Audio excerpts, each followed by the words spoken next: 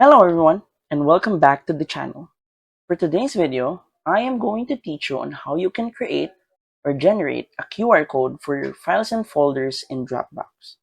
So, without further ado, let's begin.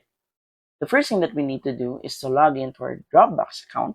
Once logged in, we're going to choose the file that we want to generate a QR code for, and then you're going to hover until you see this button right here, and then we're going to click on Share.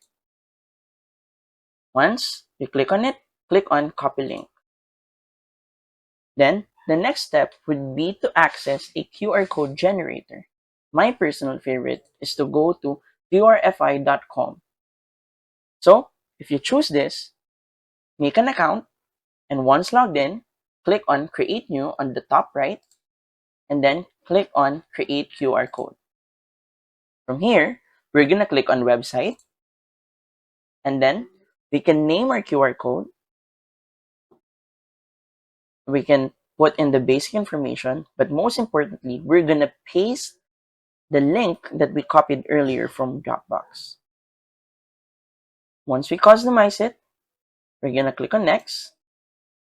Then we can choose Frame, a QR code style, and other more designs to customize our QR code. And once we're done, we're simply going to click on Complete.